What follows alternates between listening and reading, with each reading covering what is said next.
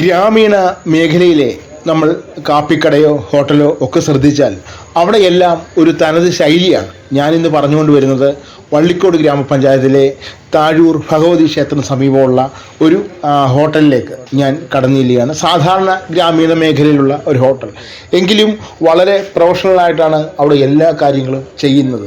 അത് സാധാരണ രീതിയിൽ പറഞ്ഞാൽ നമ്മൾ ഒരു ഉപഭോക്താവിന് വളരെ സംതൃപ്തി നൽകുന്ന നിമിഷങ്ങളാണ്. പലപ്പോഴും നമുക്കറിയാവുന്നവരായിരിക്കാം, അതായത് നമ്മുടെ സ്നേഹിതരായിരിക്കാം. ഇതിപ്പോൾ പറഞ്ഞു വരുമ്പോൾ എനിക്ക് വളരെ പരിചിതമായ ഒരു വ്യക്തിയുടെ കടയാണ്. അപ്പം തീർച്ചയായിട്ടും നമ്മളോട് കാണിക്കുന്ന ആ സൗഹൃദവും ഒക്കെ നമ്മളെ സംബന്ധിച്ചിടത്തോളം ആനന്ദകരമാണ്. അപ്പം ഞാൻ എൻ്റെ ജോലിയോടൊക്കെ കഴിഞ്ഞ് ഒന്ന് കറങ്ങാനിറങ്ങിയപ്പോൾ എനിക്ക് തോന്നി 10 പൊറോട്ട വാങ്ങിക്കണം. അപ്പം അവിടെ ചെന്നപ്പോൾ എനിക്കൊന്നൊരു കാപ്പി കുടിച്ചേക്കാം. കാപ്പിയും കുടിച്ച് അപ്പം ഒരു ഉഴുന്നുവട അവിടെ ഇരിക്കുന്നത് കണ്ടു. അപ്പം അതെന്നെ ഒന്ന് പ്രലോഭിപ്പിച്ചു. അപ്പം അതൊന്ന് കഴിച്ചു.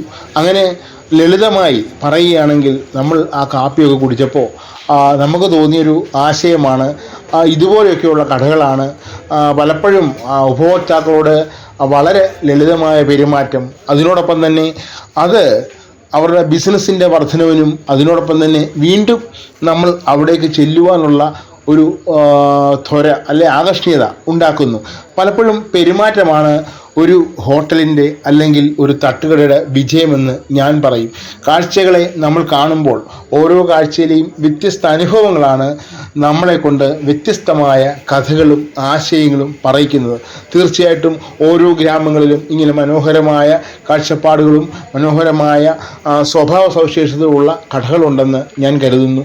നിങ്ങളും നിങ്ങളുടെ അടുത്തുള്ള കടകളെ ഇങ്ങനെ തന്നെ നിരീക്ഷിക്കുക, അവരെ പ്രൊമോട്ട് ചെയ്യുക, അവർ ഏറ്റവും നല്ല നിലയിലേക്ക് എത്തട്ടെ എന്ന് ഞാൻ പറയുന്നു.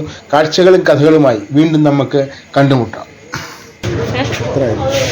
10 പൊറോട്ട, ഒരു കാപ്പി, ഒരു 100 രൂപ.